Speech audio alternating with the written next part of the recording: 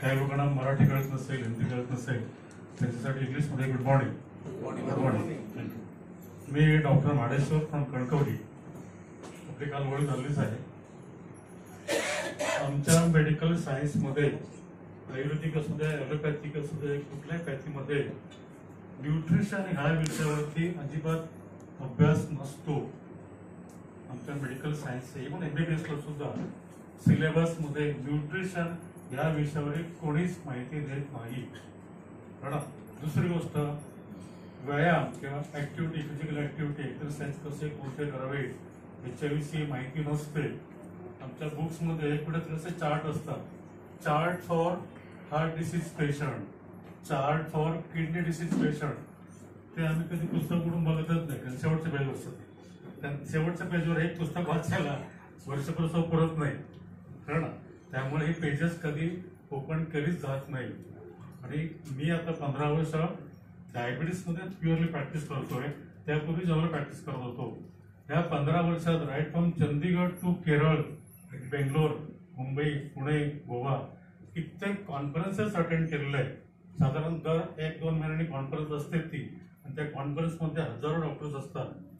पण इतक्या वर्षामध्ये मी इतक्या कॉन्फरन्स अटेंड करतो, पण कालचं जे ही आपले जे इथे डिस्कशन झालं, it is nothing like that.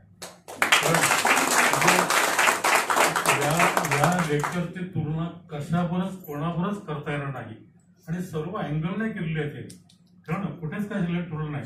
आता इव्हन मॅनेजमेंट हा जो विषय त्यांनी चर्चेला केलाय, तुमचं इन्कम किती असावं, का असावं, किती अनेक प्रश्न. ते मी जरी इतक्या वर्षाचा असलो तरी मी ते सगळे नोट्स काल काढलेले आहेत. त्याच्यावर घरी गेल्यानंतर मी माझं आणखी कदाचित आर्टिकल सुद्धा लिहू शकेल. उत्कृष्ट लेक्चर. नाही, या माणसाचं इतकं मला आश्चर्य वाटतंय, त्यांना परमेश्वराने नॉलेज दिलं, कारण कसं. आता काल मगाशी कोणतरी म्हटले कदाचित एन्टॉक्सिटी आणि एन्टॉक्सिटीचं काहीतरी असावं. तर डेफिनेटली आता काल मी 2 वेळा एन्टॉक्सिटी यांच्याकडे चहा घेतला. माझा रात्री बऱ्याच वेळा झोप लागत नसायची. मी जर डॉक्टर असलो तरी आम्हाला मी शेवटी माणूसच आहे ना, काय नाही काय स्ट्रेस असणार, काय काय पेशंटला ट्रीटमेंट दिली, करू तो बरा होईल का, त्याचे कॉम्प्लिकेशन करेल का नाही, असे अनेक अद्यावत नॉलेज फक्त हे आमच्या सरच देऊ शकतात. कारण मला एक फार अतिशय आनंद होतो या समर्थ फाउंडेशनचं मी सभासद झालोय त्याचं. कारण माझं हे नॉलेज यांच्यातून मला जे मिळालेलं आहे ते खरंच माझ्या ऑल ओव्हर डिस्ट्रिक्ट. मी आता आमच्या सिंधुदुर्गपासून आलोय. सिंधुदुर्ग जिल्ह्यामध्ये फक्त मधुमेह या विषयावर प्रॅक्टिस करणारा, मोठेपण सांगत नाही मी, I am the only person, एकमेव डॉक्टर मधुमेह. माझ्याकडे मधुमेह सोडून इतर कोणत्याही प्रकारचा पेशंट येत नाही. त्यांचा असा एक समज झालाय की डॉक्टर माडेश्वरनं मधुमेहाशिवाय दुसरं काही येत नाही. आणि सिरियसली मला असं वाटलं, माझ्याकडे एक पेशंट असा आला होता, ट्रीटमेंट मधुमेहाची चालू होती, त्यात हाय ब्लड प्रेशर होतं त्याला. तर त्याला मी जी काही गोळी सुरू केली होती त्याचा साईड इफेक्ट होता खोकला. 1-2 महिन्यानंतर 3 महिन्यानंतर सुरू होतो. त्या गोळीचं नाव एक्सायजेड काय असते. तर त्या माणसाला खोकला सुरू झाला 1-15 दिवसानंतर. मी त्याला सांगितलं असतं हा असं साईड इफेक्ट होईल, कदाचित त्यांनी घेतलीच नसती, म्हणून काय बोललो नाही. आणि ही माझे प्रोफेसर, PhD पर्सन, PhD कोणतरी नव्हे. 2 महिने खोकला सुरू झाल्यानंतर ते ग्रस्त एका जनरल प्रॅक्टिशनरने गेले आणि सर म्हणत मला काय होतं, खोकला येतो, तुमचा एक्सरे काढले. एक्सरे काढलं त्याने, एक्सरे मध्ये काय मिळालं नाही. ब्लड चेक केलं त्यात काय मिळालं नाही. तरी पण त्याने अँटीबायोटिकच्या गोळ्या वेळ काय काय त्याला वाटलं ते दिलं. त्यांना बरं वाटलं नाही. ते म्हटलं आपण ENT सर्जनकडे पाठवू तुम्हाला. ते 1 महिन्याने ENT सर्जनकडे गेले. त्यांनी परत एक्सरे काढला, म्हणजे तुमचा 1 महिन्यापूर्वीचा एक्सरे आहे, त्यात काहीतरी फरक झाला असेल. त्यांनी परत एक्सरे काढला, परत चेक कर, आणि ती परत त्यांनी ट्रीटमेंट दिली. No recovery. कुठल्या मेडिसिनने त्यांना बरं वाटत नव्हतं. सहज एक तर ते 2-3 महिने त्यांच्या मिसेसला डायबिटीससाठी मॅडी घेऊन आले. तर ते म्हणून सर तुम्ही खोकताय बरेच, आणि खोकल्याचं कारण मी दिलेलं औषध आहे, ते बंद केल्याशिवाय तुमचा हा खोकला बरा होणार नाही. पण डॉक्टर मला माहितीच नाही तुम्ही खोकल्याचं औषध देतात ते. सांगायचा उद्देश काय, मधुमेह तज्ञ डॉक्टरला सर्दी, खोकला, इतर कुठल्या प्रकारचं औषध देता येत नाही असा लोकांचा समज आहे. पण मी वयाच्या 60 पर्यंत पूर्ण तेच काम केलेलं आहे. कारण अगदी सर्दी खोकल्यापासून अगदी जनावरांनुसार प्लास्टर घातलेलं आहे. कारण तुम्हाला आश्चर्य वाटते. तर हे सगळ्या गोष्टी आम्हाला आमच्या शिक्षणाच्या वेळी शिकलो आम्ही, त्यावेळी फार जुन्याची गोष्टी द्या. 1970 सालच्या ऍडमिशन मध्ये MBBS साल. तर त्यावेळी ऍडमिशन घेतल्यानंतर आम्हाला सगळ्या फील्डमध्ये काम करावं लागत होतं. कारण हे सगळं झालं रिगार्डिंग दिस, म्हणजे माझी थोडीशी हिस्ट्री झाली ती. दुसरी गोष्ट तुम्हाला काल बोलता बोलता पटकन बोलले मी, माझी मुलं अमेरिकेत आहे आणि दोन्ही PhD आहे सगळं. तर मला अभिमान वाटतो सांगायला की माझ्या मुलांना अमेरिकेत पाठवण्यासाठी माझा एकही रुपया लागलेला नाही. काल ते सर म्हटले संगोपन, बालसंगोपन, ते बालसंगोपन कसं करावं हे डेफिनेटली म्हणजे माझं सुद्धा शेअर तर हरकत नाही. सरांनी जे काय सांगितलं राईट फ्रॉम एज्युकेशन, त्यांचं मेंटल, शारीरिक मानसिक डेव्हलपमेंट कशी करावी, संस्कार कुठले असावे, हे सगळं मी मुलगा जन्मल्यापासून, माझ्या मुलाचं वय 45 आहे आणि मुलीचं 41 आहे, 41. तर ह्या मुलांना हे सगळे सरांनी सांगितले जे कालचे पॉइंट्स होते ते मी फॉलो केले. त्यामुळे आजही दोन्ही मुलं सतत आमच्या संपर्कात असतात आणि आम्ही दरवर्षी अमेरिकेला जातो. सर मे महिन्यात मी जाणार आहे, 1 महिना जाणार आहे. दिस इज रिगार्डिंग माय, म्हणजे मी सांगण्याचा उद्देश काय की आपल्या वडिलांनी, या आईने वडिलांनी मुलांना शिकवण्यासाठी पैसे खर्च करायची गरज नसते. त्यांच्यावरती संस्कार, त्यांच्यावरती प्रेम, त्यांना एज्युकेशन दिलं तर 100% ती मुलं मोठी होऊ शकतात. आता माझ्या मुलाला मी संस्कृत मी शिकवलं, शाळेत शिकवलं जातं. माझ्या मुलीला स्कूलमध्ये जाण्यापूर्वी इंग्लिश वाचायला मी शिकवलं, म्हणजे आम्ही मराठी मीडियमचेच होतो. पण हे शिक्षण जणू काय मी 8वीला संस्कृत शिकवताना मी सुद्धा 8वीतच आहे असं समजून प्रत्येक विषयाचं नॉलेज मी माझ्या मुलाला दिलं.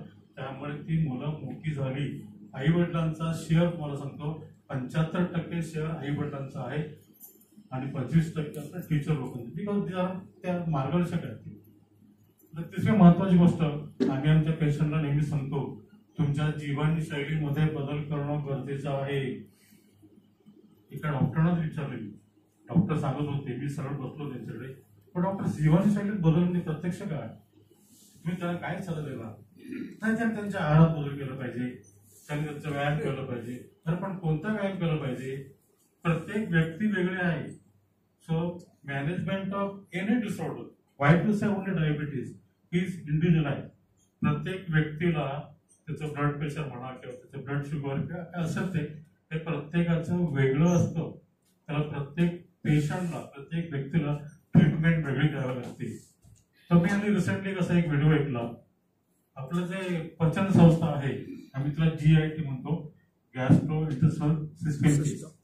तर ती ही जी सिस्टीम आहे आणि आपला बरेच मेंदू आहे, त्या दोघांशी कनेक्शन आहे. It is called as gut brain axis. म्हणजे पचन संस्था ज्याची चांगली असेल त्याचा मेंदू 100% चांगला असणार.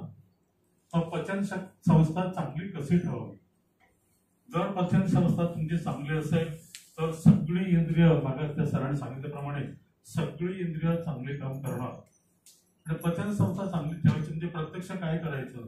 तर मी माझ्या आता पेशंट मला विचारतो, हो डॉक्टर तुम्ही पचन संस्था चांगली ठेवायची म्हणजे करायचं तरी काय? तर पचन संस्थेमध्ये तुम्हाला आश्चर्य वाटेल, आपल्या शरीराच्या सर्व पेशी जर आपण मेजर केल्या, किती काउंट केल्या, तर 10 ट्रिलियन्स. आपल्याला ट्रिलियन हा शब्द आकड्यात लिहिता येत नाही, इंग्लिशमध्ये पटकन लिहू शकतो ट्रिलियन. तुम्ही आज गुगल सर्च केला की 1 trillion is equal to 1 lakh millions, sorry 1 lakh crores. 1 lakh crores is equal to 1 trillion. आपल्या शरीरामध्ये 10 ट्रिलियन्स पेशी आहेत. नाही, 10 ट्रिलियन्स, मी 10 ट्रिलियन्स म्हणतोय. 10 ट्रिलियन्स एवढ्या संपूर्ण शरीरामध्ये पेशी आहेत. पण आपल्या पचन संस्थेमध्ये लहान आतडं आणि मोठं आतडं याच्यामध्ये जे काही सूक्ष्म जंतू आहेत, आम्ही त्याला मायक्रोलाइट म्हणतो. कारण मायक्रो ऑर्गॅनिझम, त्यातल्या चांगल्या आणि काही वाईट, लहान आतड्यामध्ये चांगल्या आहेत त्याला गुड बॅक्टेरिया म्हणतात, आणि मोठ्या आतड्यामध्ये आहेत त्या वाईट आहेत, बॅड बॅक्टेरिया म्हणतात. तर ह्या गुड बॅक्टेरियांची संख्या 1 ट्रिलियन आहे, गुड बॅक्टेरिया, आणि 99 ट्रिलियन ह्या बॅड बॅक्टेरिया आहेत. हे बघा, बॅड बॅक्टेरियांची संख्या खूप आहे, गुड बॅक्टेरियाची संख्या फार कमी आहे. पण ह्यांचं अन्न आपण खातो ते नाही आहे. आपण भाकरी, भात, चपाती खातोय किंवा बिस्किट खातो, काय काय जे खातोय ते त्यांचं अन्न नाही आहे. त्यांचं अन्न फायबर आहे. सूक्ष्म तंतू जे म्हणतो फायबर, फळभाज्यामध्ये पालेभाज्यामध्ये जे जे काय मिळत आहे हे त्यांचं अन्न आहे. ते आता फळामध्ये इतर घटक खूप आहेत. सोडियम आहे, पोटॅशियम आहे, कॅल्शियम आहे, मॅग्नेशियम आहे, आयर्न आहे. हे सगळे घटक आपल्या शरीराला आवश्यक आहेत. पण त्यातला मेन जो घटक आहे तो फायबर. फायबर हा त्या बॅक्टेरियांचं खाद्य आहे. म्हणून आपण ज्या ज्यावेळी सुद्धा ब्रेकफास्ट घेतो, लंच करतो, डिनर करतो, जेवायला बसण्यापूर्वी एका डॉक्टर, अमेरिकन डॉक्टरने संशोधन केलं. बेसिकली इज इंडियन डॉक्टर, तो अमेरिकेत 30 वर्ष आहे. तर त्याने त्याच्यावर संशोधन केलं. तर एखादं अर्ध फळ सकाळी ब्रेकफास्टच्या पूर्वी तुमच्या ताटात असलं पाहिजे. ते फळ पूर्वी खायचं, जेणेकरून तुम्हाला आवश्यक ते फायबर त्या तुमच्या गुड बॅक्टेरिया मिळतील. तसेच तुम्ही जेवायला सुरू केल्यानंतर तुम्ही जे चपाती किंवा भाकरी काय खाल, तो एक घास तो खाल्ला तर एक घास तुम्ही त्या सलाड, त्याच्यामध्ये टोमॅटो, काकडी, कोबी, लिंबू, कोथिंबीर, त्याच्यात कुठल्याही प्रकारचं साखर, मीठ, दही घालायची गरज नाही. सर जे म्हटले मागासे लिव्हिंग फूड, तसं ती लिव्हिंग फूड आहे. आणि या लिव्हिंग फूडची आपल्याला खूप गरज आहे. आपल्या म्हणजे आपल्या ह्या बॅक्टेरिया, आपलं खाद्य भात बॅक्टेरिया आहे. पण त्या इतर जर सलाड जे म्हणतो ते बरेच घटक आहे आणि त्या सर्व घटकांची शरीराला गरज असते. पण हे सर्व असून सुद्धा आज बिकॉज ऑफ जस्ट भेसळमुळे म्हणूया की बरेचसे घटक आपल्या शरीरात जात नाहीत किंवा मिळत नाहीत. आणि हे सगळं कालच मला कळलं की ह्या एन्टॉक्स डी आणि एन्टॉक्स डी मध्ये हे सगळे घटक आपल्याला मिळू शकतात. कालच माझा एक, मी लायन्स क्लबचा प्रेसिडेंट आहे कणकवलीचा, तर तिथे मला लायन्स यवतमाळचे गव्हर्नर, मुद्दाम हे लावून आलोय. तर ते लायन्सचे गव्हर्नर मिस्टर होरा यवतमाळचे, त्यांचा मुलगा माझ्या ट्रीटमेंटसाठी येतो. He comes from Yavatmal to Kankavli, बरोबर ना. तर त्यांनी मला काल फोन केला होता. पटकन त्यांना बोललो मी असं ट्रेनिंगसाठी चाललोय. तर म्हणे बरं झालं, माझ्या मुलाला टाईप 1 डायबिटीस आहे, तर त्याला सुद्धा ते औषध चालेल का? म्हणजे 100% चालणार. त्याला 100% बरं वाटण्यासाठी, sensation of well being. Sugar जरी कमी झाली तर मला बरंच वाटत नाही, I am not happy, I am not doing well. असे प्रत्येक पेशंटच्या तक्रारी असतात. कारण इन्सुलिन आयुष्यभर घ्यायचं आहे. पण कदाचित एन्टॉक्स डी आणि एन्टॉक्स डी दिल्यानंतर त्याची इन्सुलिनची गरज कमी कमी होत जाईल आणि कदाचित काही वर्षांनी with a single dose, a very minimum dose of insulin, this patient can become completely alright. तर तुम्हाला वासिंग मात्र माहिती आहे किंवा आपले बच्चन सर, हे these are all type 1 diabetic patient. ते आयुष्यभर इन्सुलिन घेत आहेत. पण आता त्यांच्या सेवेला हजारो डॉक्टर्स असतील, तो प्रश्न वेगळा.